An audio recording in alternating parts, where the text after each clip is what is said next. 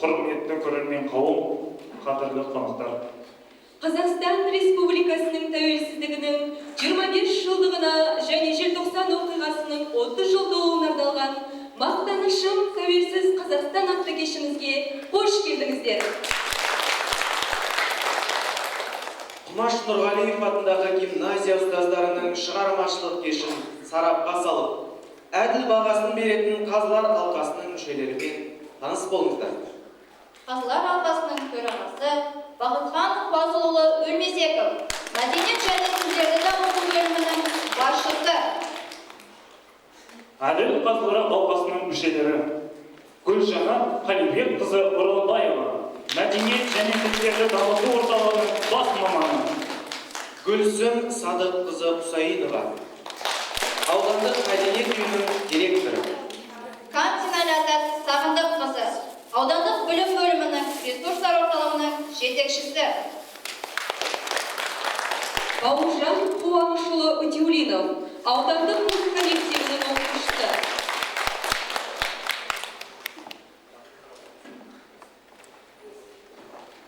Домбырам, досым менің күйем саған, өзімді, өмірімді қиям саған, шағында шабыттанған қиялдаған, шабағым бар шаттан құяр маған.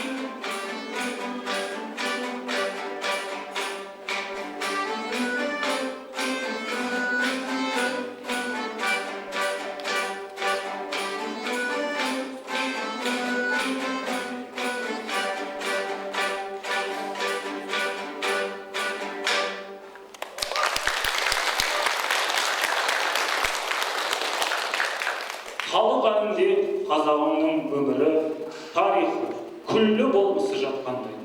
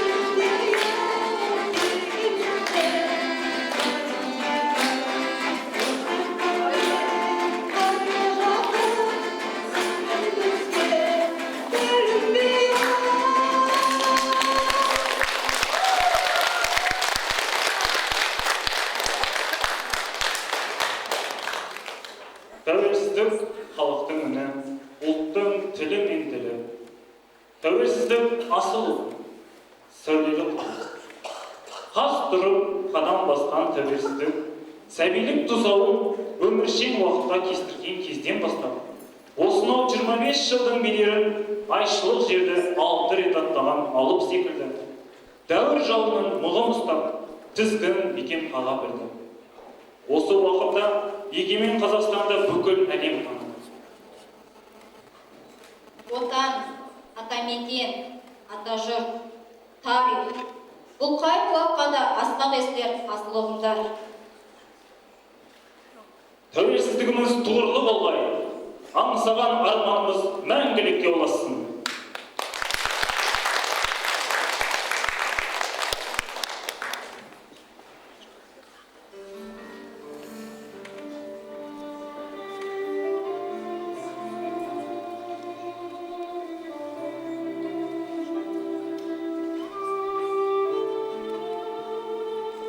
Тәуелсіздік, қасиетті ұғым, сәулелі құбылыс.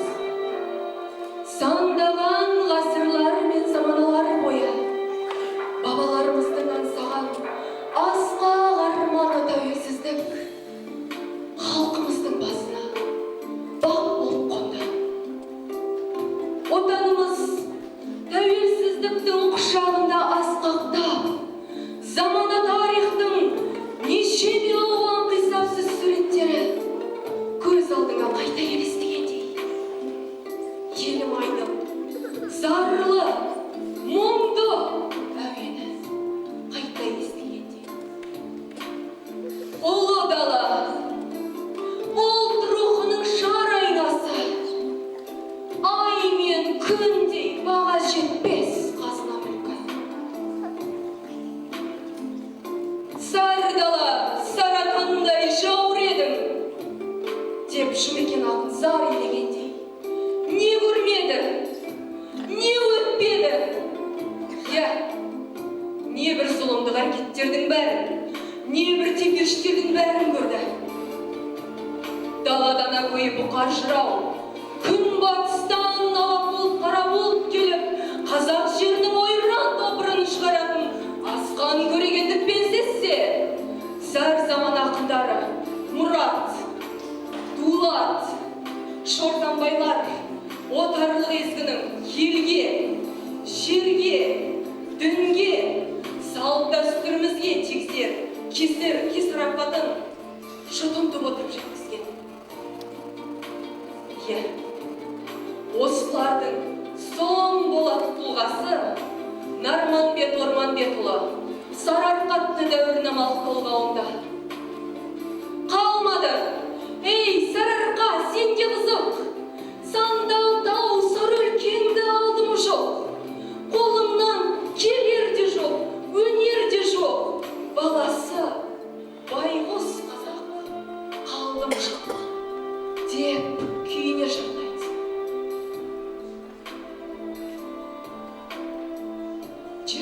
Ғасырдың басында қазақтың ай-мүйіз серкелері даралықтың, даналықтың үлгісіндей болған алаш сиялары қуғын сүрінге ұшырады.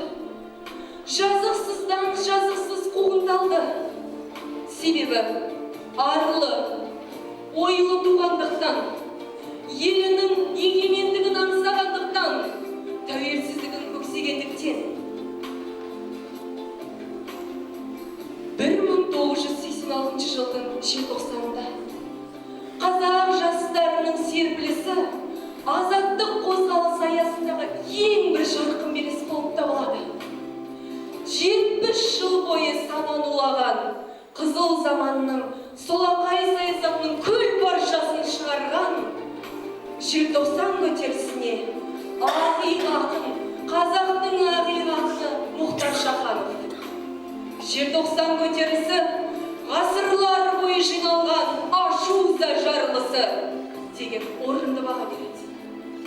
Ал бұл орайда елбасы Нұрсұлтан Әбішұлы ұлт мүддесін ойлаған қазақтардың жеке басының тағдырда қасіретті болған, алайда ұлттық жігермен толысқан зерде сабағы ұмыт болған жоқ. егер де біз өз мемлекеттігімізді ұзақ уақыт бойы құрғымыз келетін болса, халықтың рухани бастауларын ұмытпағаным үшін деп келелі ой сабақтайды. Иә, тәуелсіздік бізге оңай келген жоқ.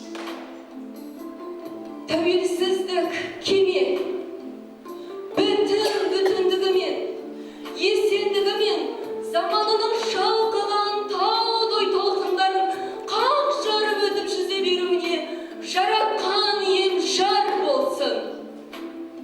Тәуелсіздік гүл бақша, халқымыздың өмірі, тұрмыс тіршілігі гүлденіп жаңара берсін. Тәуелсіздік бәйтеректей асқақтап, көкке қарай өршелене берсін. Отанымыз әрқашанда көркейе берсін, ағайын.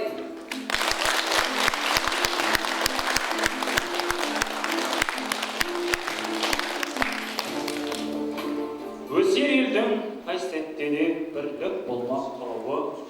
Лаула, лаула, желтоқсанның мұзға жатқан алауы. Өздеріңдей өр намысты жас өркені бар елдің ешқашанда екеуге тез емес жалауы.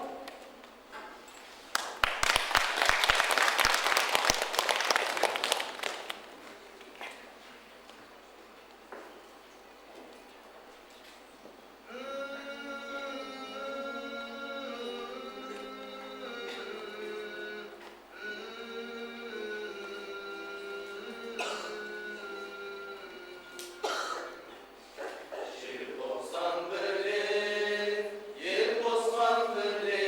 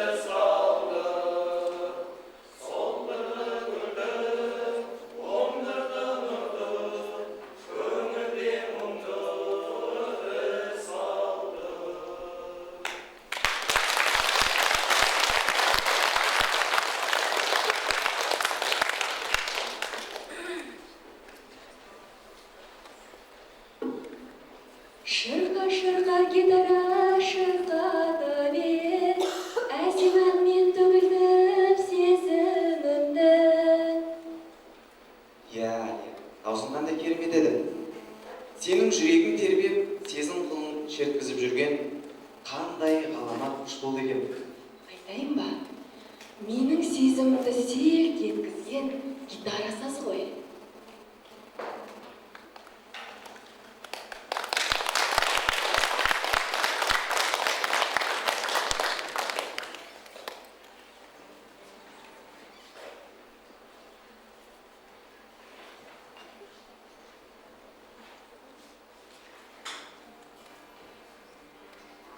Отшумела, отсеялась, и неведомо куда умчалась лето, и уже пролетела давно, пусть не стали вереница. Почему же ты осталась ни веселой песней не допетой? Одиноко сидишь подо мной, перелетная птица. Перелетная птица, одинокая птица. Эту боль мы разделим с тобой на двоих. Горько думать, что в мире ничего не случится, если он не услышит больше песен твоих. Может, крылья подустали, оба мы отстали друг от стаи, но не можем жестокой судьбе без борьбы покориться, позабыть твои печали и лети за облачные дали. До конца будет верно тебе перелетная птица. Перелетная птица, одинокая птица. Эту боль мы разделим с тобой на двоих. Горько думать, что в мире ничего не случится, если он не услышит больше песен твоих. Перелетная птица, перелетная птица, одинокая птица, обреченная птица.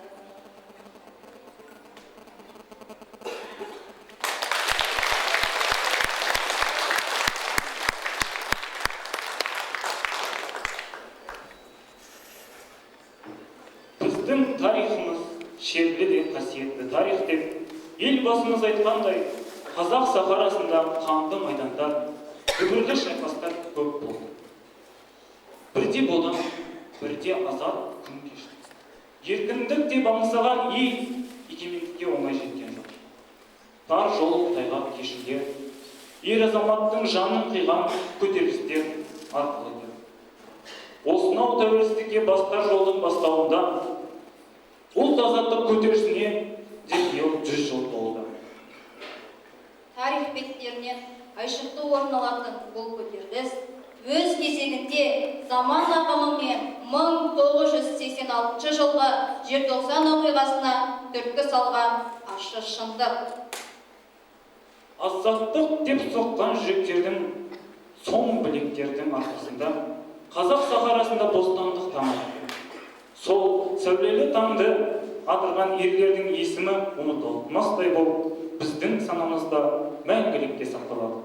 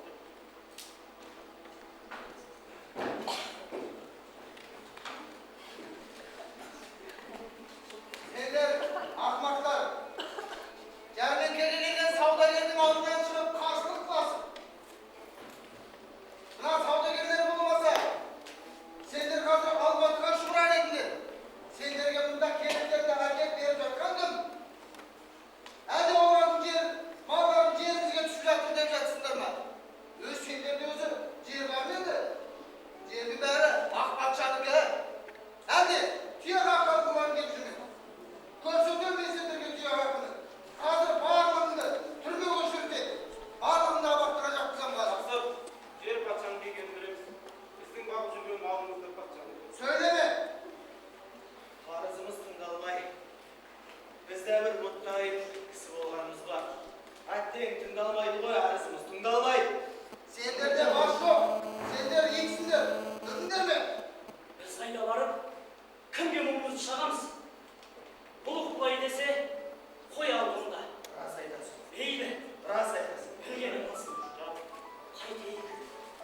Senin söylemeydin kırın boluşmayın. Çap, çoğalt Allah'ım olsun. sen olmasın, basında geçtiğin öyle. Дұрыс айтасың. Дұрыс айтасың. Baştan babamlar. Karışmına sınırlaylar. Dұрыс айтасың.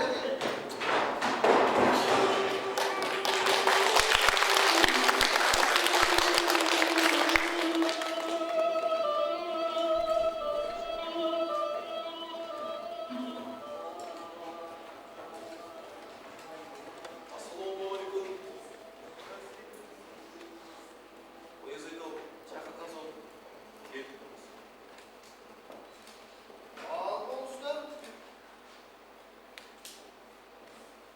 Mesele kolay. Buyruk gel.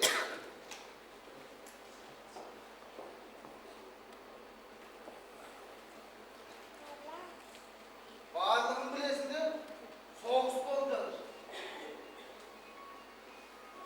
Padişah senderge buyurup жатыр.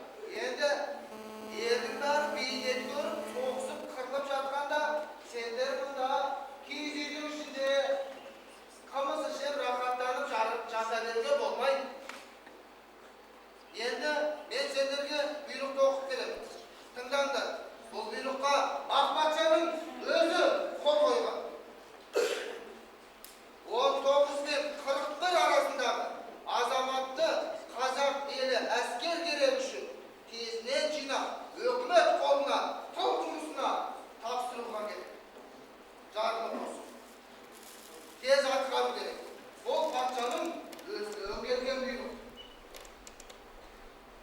Қанша уақыт атқарасыңдар? Oyunzeko, bu bir töbödün jay түскендей жайт болды. Сізге бірден келуіне бұрын мына жұртпен тілдесейік. Oyunzeko. Сендер тезінен список құрыңдар. Бұған дейін қазақ елі және мына сендер болыстарыз. Ақ патшаға маңдайларын терлеп қызмет құрған емессіңдер. Сендерге 3 күн мұрсат береді. Әрбір қазақ бұл список тізіміне кірсін. Сөз olsun. Барыңдар.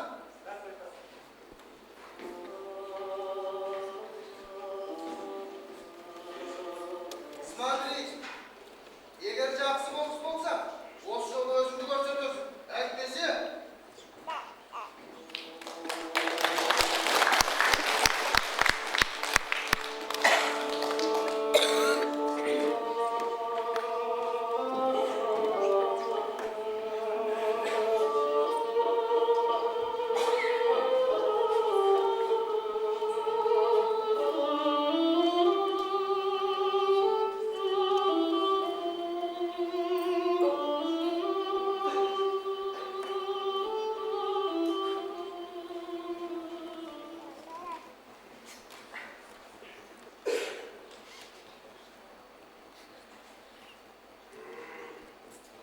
Жаз.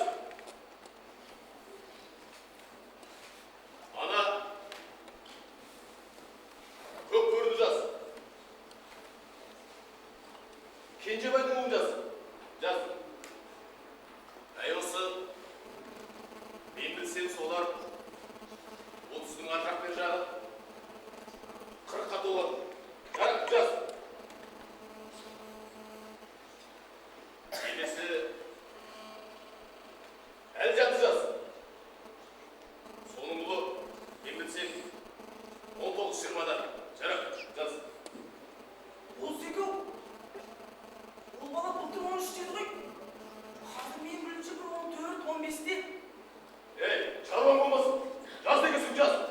Мен де олардың екі ұлын жазбағанда өзімнің ұлдарын жасайын ба? Жоқ. Жоқ әзе, сен жіберейін ба? Жоқ, болсеке менікі жай әшік сөз ғой. Онда жаз дегенсің жаз. Ары қарай. Әлихан жаз.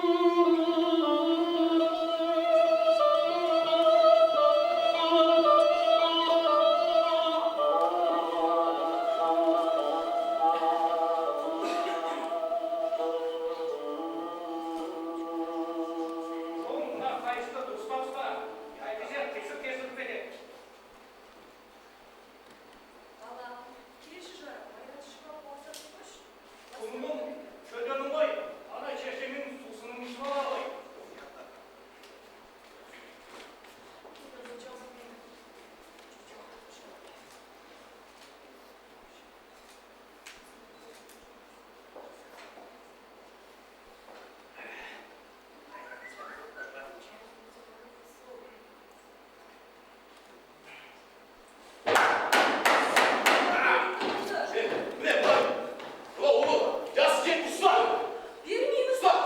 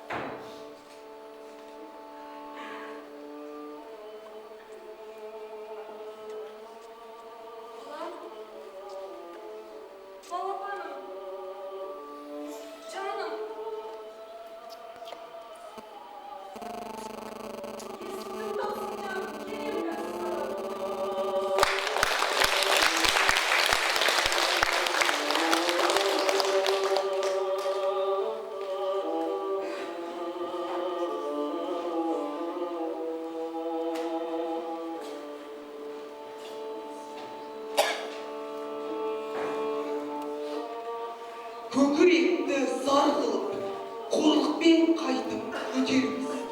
Бес үйден бір жігіт деп, болыстар жүр шапқылап, жасауыл үйді тінтілдеп. Үйтіп көрген күн құрсын, жапырақтай қалтырап, таусылғандай тынысың, күнде жүрек қаңсырап. Енді ойласақ не қалды? Ата жұрттан кету бар. Жолға тігіп не жанды, тәуекелге беку бар. Не болмаса шыбында, тағдырына көну бар. Көнсең күнде шығында, ит қорлықта өлу бар.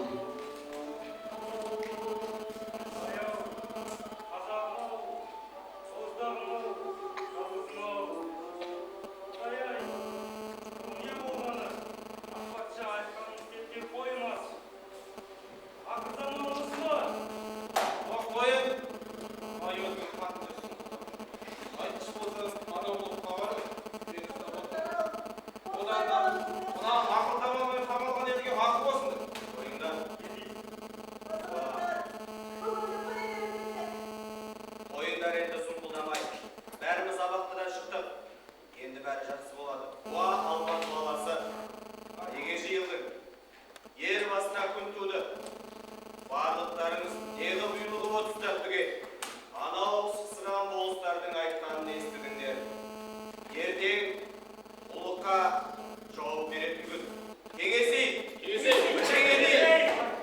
Қадалған жерден қан алмай қиылмайтын ауыр дерт бұл. Арбасамын, алсамын деп қозғалуға болмас. Біз бала бермейміз.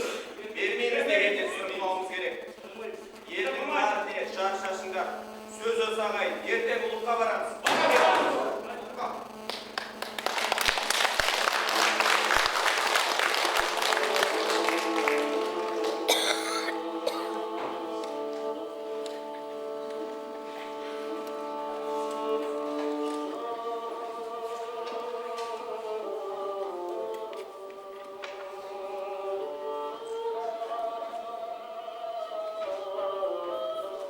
Ұлық қайда? Жұрсын бәрі ұлық қайда?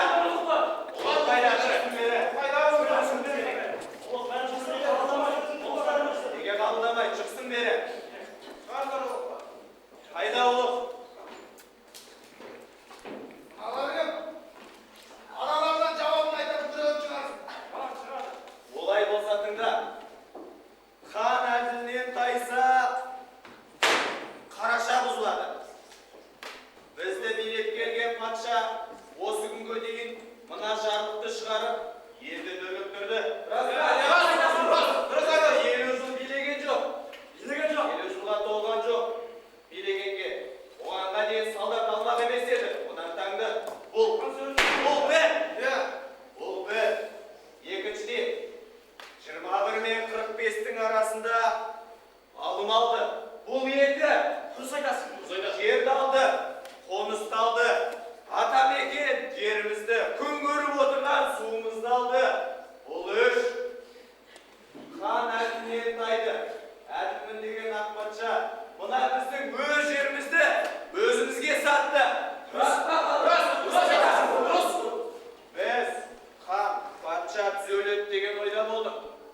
Алайда түзелетін ой жоқ екен. Біз бермейміз.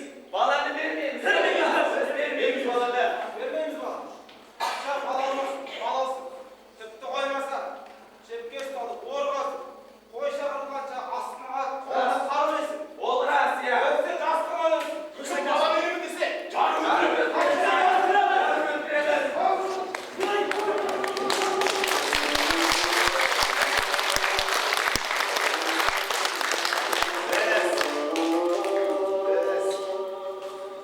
Қазақ деген балбаққан елміз. Ешкімге соқтықпай жай жатқан елміз. Елімізден құт береке қашпасын деп, жеріміздің шетін жау баспасын деп, айзамызға үкі таққан елміз. Ешбір дұшпан басынбаған елміз. Басымыздан сөз асырмаған елміз.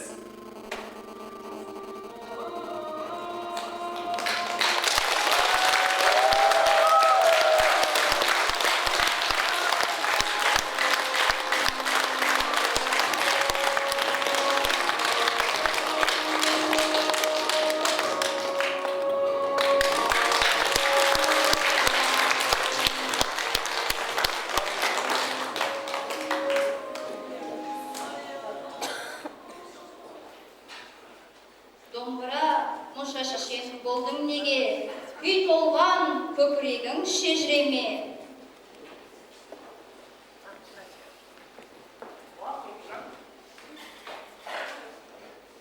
Сұрыпжан, оң саусағын майысып күй шерткенде шеберсің.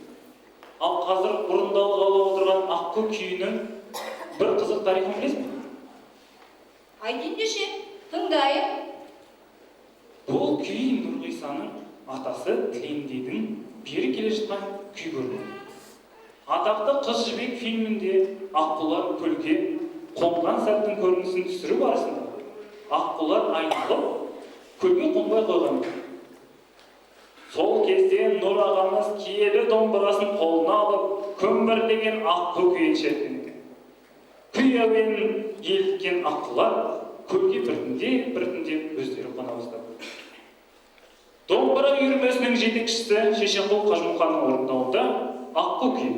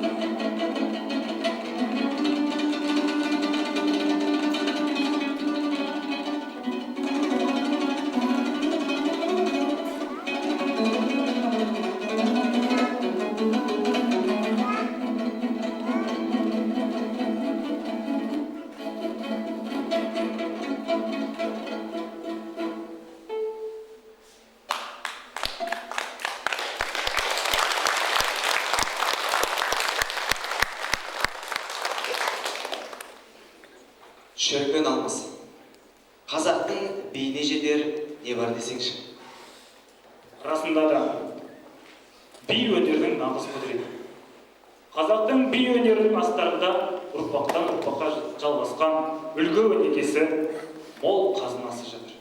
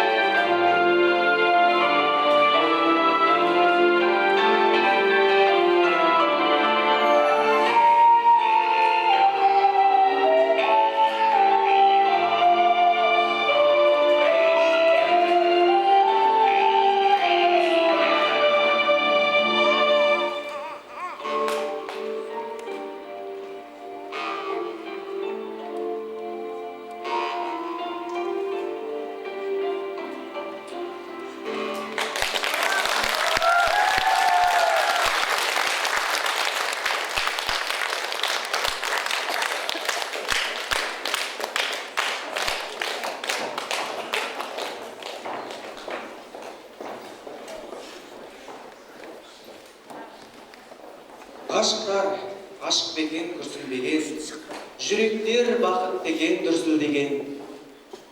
Тұрасың, көз алдымда армандасың, қайтерем бұл жалғанда сен жүрмесең. Талай жүректі селт еткізген, талай ғашық жандар сырын ашқан ғажап әнді бірге тыңдайық.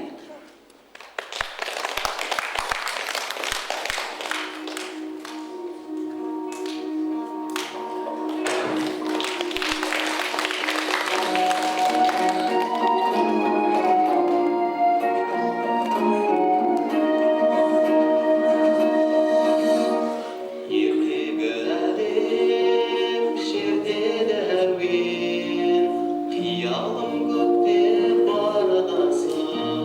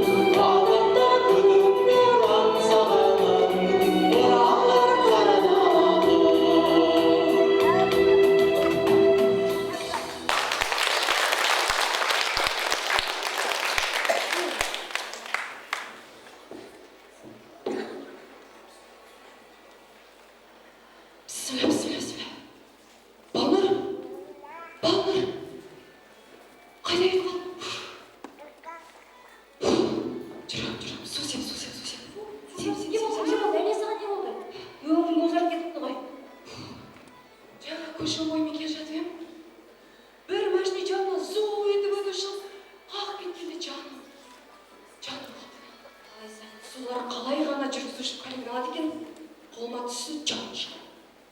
Оны қандай жүргізуші екенін қазір көресің. Бірге тамашалайық. Көрсетші жүр.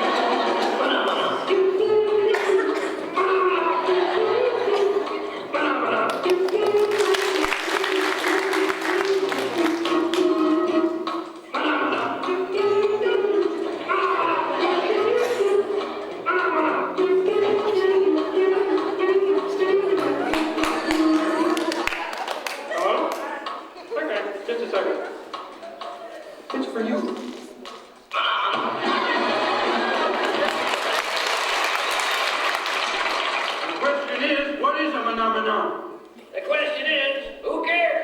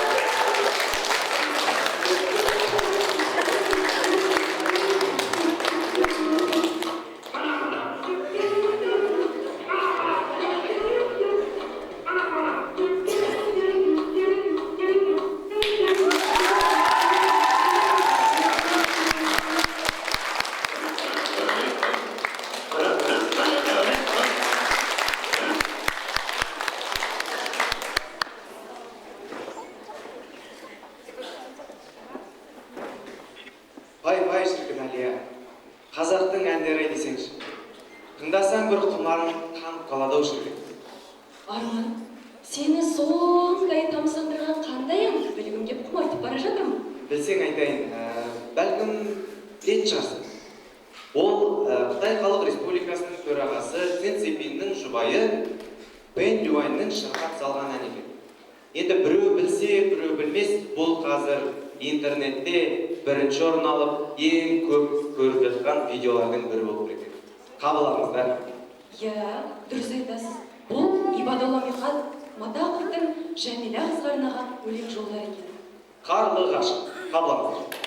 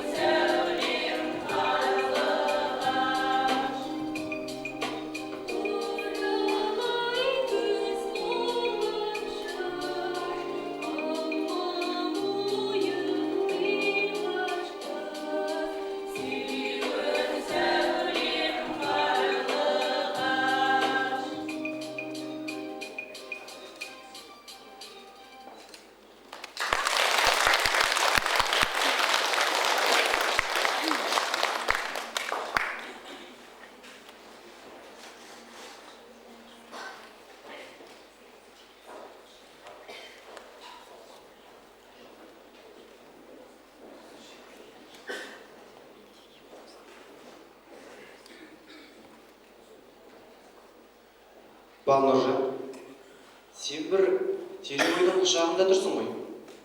Ойыңмен бөліссең жеңіл болады, кәне айта ғой. Көкейімде мың сауал, жауабын оның кім табар? Ендеше мен дайын, айта ғой. Онда сұрағымды қояйын, мұқият тыңда. Бозбалалық пен қартайған шақтың жақсысы мен жаманы жайлы не айтасың? Жақсы, сен тыңда. Әдепті өскен бозбала, болашақтың жыраны. Әдепсіз өскен бозбала, таудамайдың қыраны. Жақсы адам қартайса, шамшырақ елінің, жаман адам қартайса, арзан болар түйгені.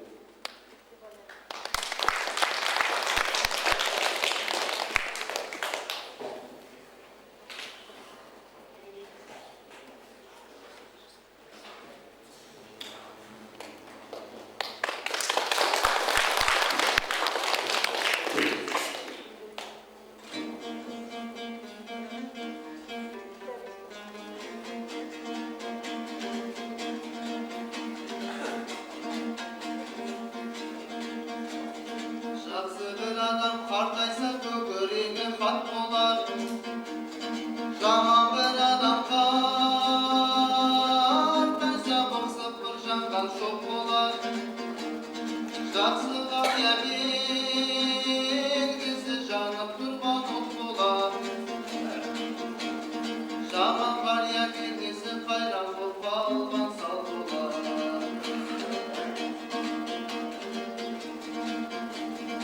Әдепті өскен бозбала ырғалы өскен қал болар.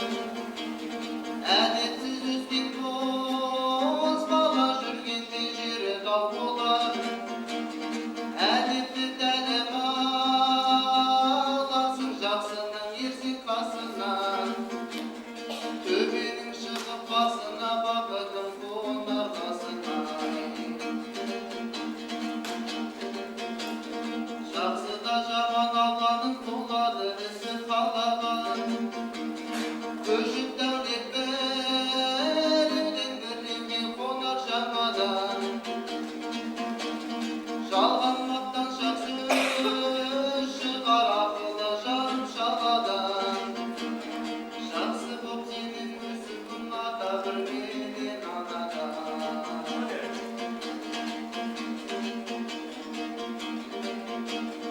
Өзіңе де кезек бар өлгенде көріп жасыған. Егер бір келіп келмес ер жігіттің басына. Бұл дәуренге қай келмейді ай шапсаңдай атын қамшылар. Басыңнан дәулет кеткен соң жаман дос келмес қасына. Жақсы бір болса алғаның қоғамды болар жан-жағың. Жаман бір болса алғаның үйіңнен кетпес жанжалың.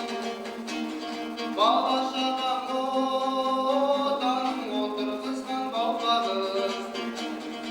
Өкінбесін өмірден осыны Алланың. Өкінбесін өмірден осыны Алланың.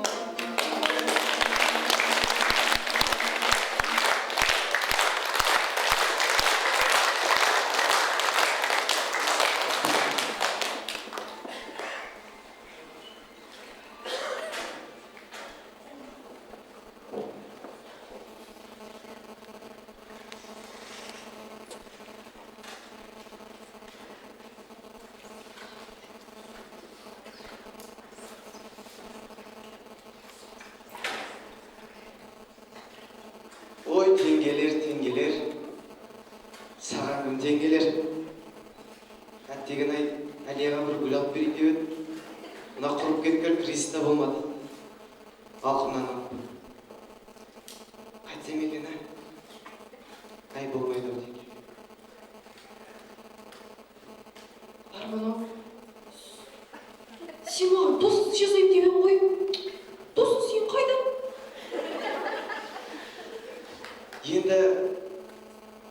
Енді айлық алғаннан кейін болады, алып беремін. Қазір бір тамаша күлік сыйлайын саған. Сол досың сый болсын. Тамаша, жүр рахаттанып көресің.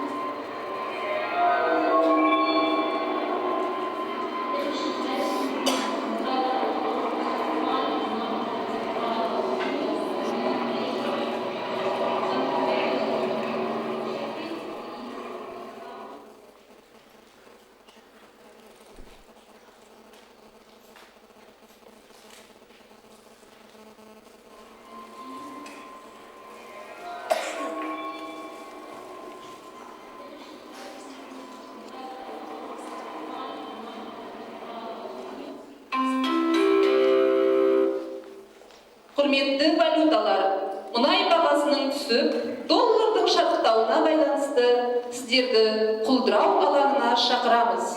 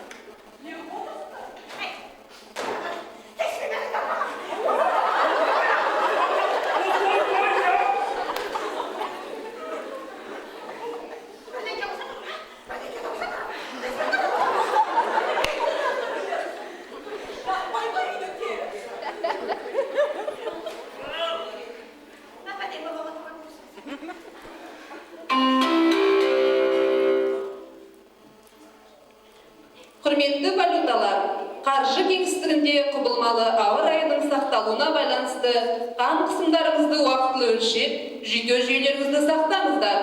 Сіздер халыққа керексіздер.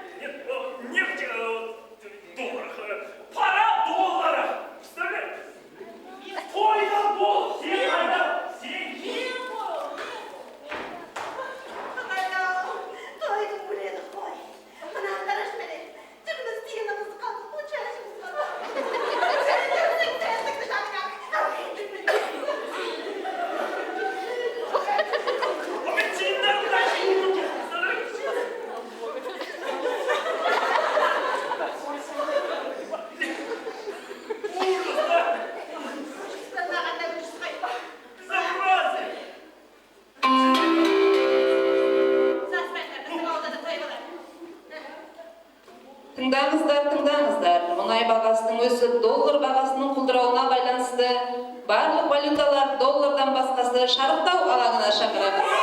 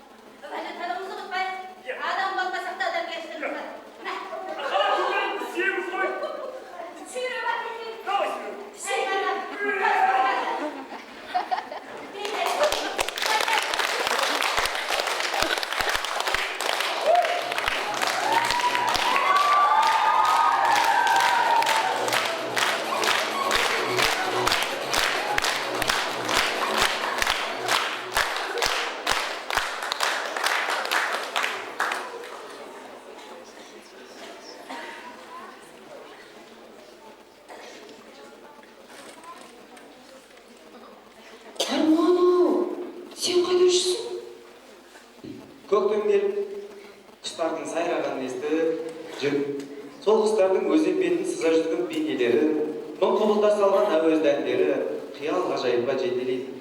Жүр әне, бірге тамашалайық. Жақсы.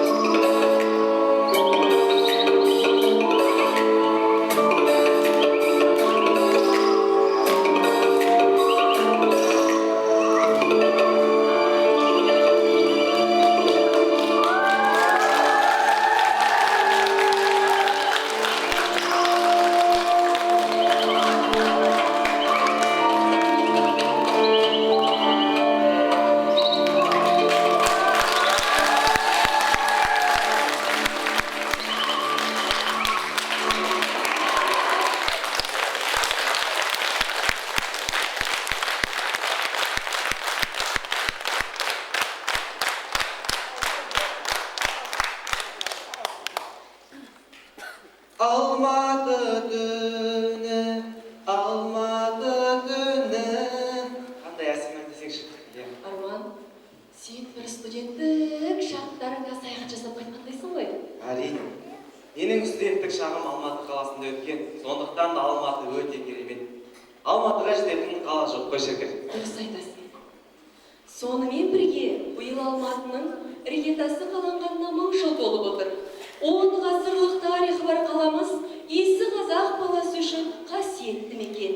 Талай дүрбелеңдер мен шаттыққа толы сәттердің куәсі осы қала.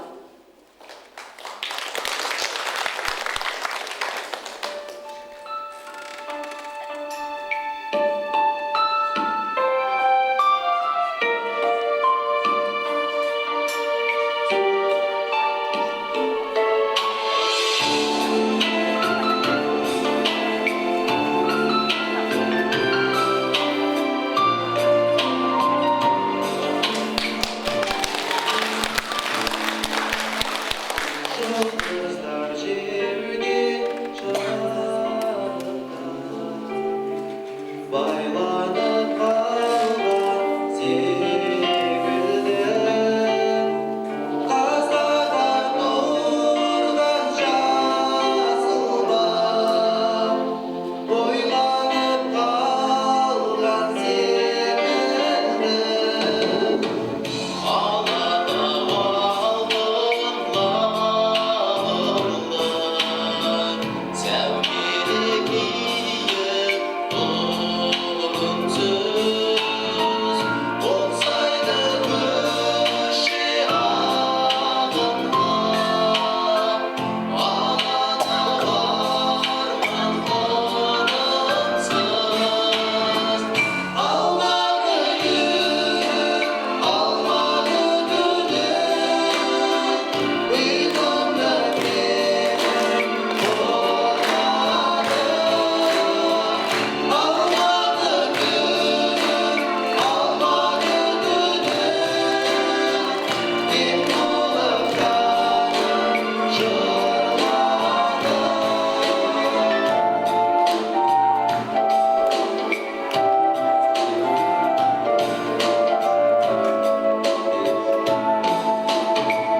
самалдың кешкі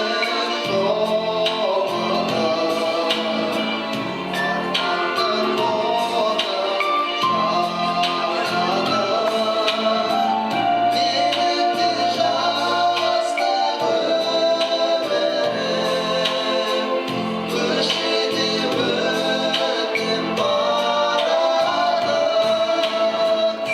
алматы күн алматы түні ұйқымда менің қонады алматы күн алматы түні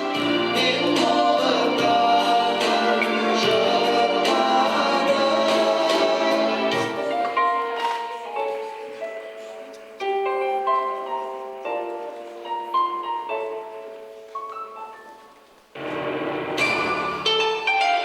алматы түні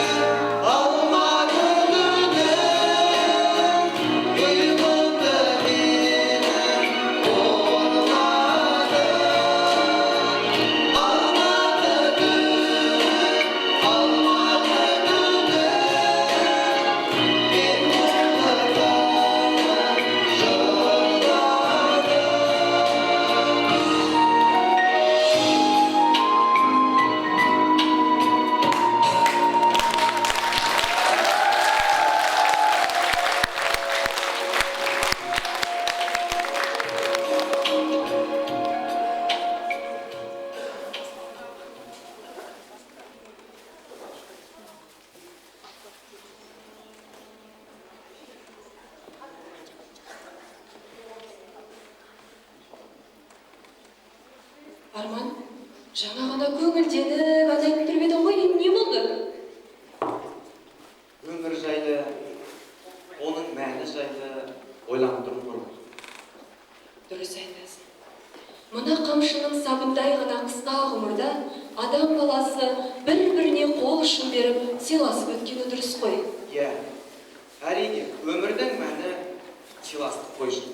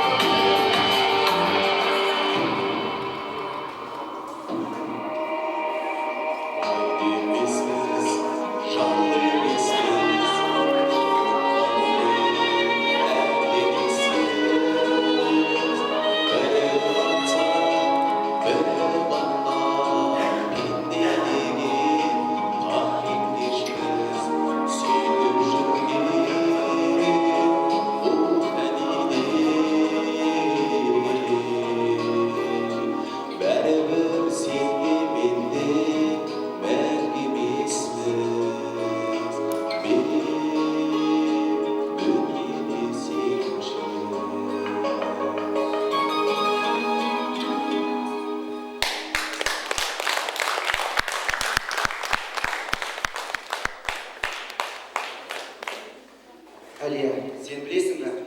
Мен бақыттымын. Мен өз елімде, өз отанымда өмір сүргенім үшін, тәуелсіз елдің ұрпағы болғаным үшін бақыттымын. Дұрыс айтасың, әріптесім. Бұдан асқан бақыт бар ма жер бетінде? Аспанында алтын күн, жерінде алтын астығы, көгінде қыраны қалықтаған, жер жанаты қазақ елінде туғаным үшін мен де бақыттымын. Ежелден ата-бабамыз аңсаған тәуелсіздік бүгінгі күні біздің еншімізге тиіп отыр. Олай болса, желбіреген көк туымызды асқақтатып, төмен түсірмей биікте ұстау біздің қасиетті парызымыз, ұлы міндетіміз.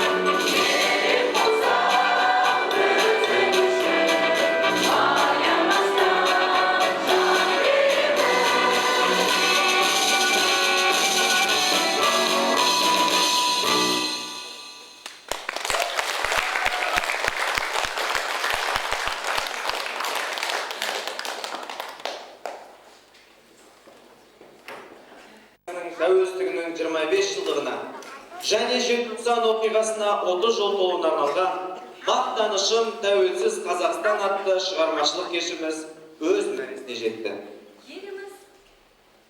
Еліміз аман, жұртымыз тыныш болсын. Тәуелсіздігіміз асқақтай берсін. Қазақ елі, қазақ елі. Қазақ елі мәңгілік елге айналсын. Қош, сау болыңыздар.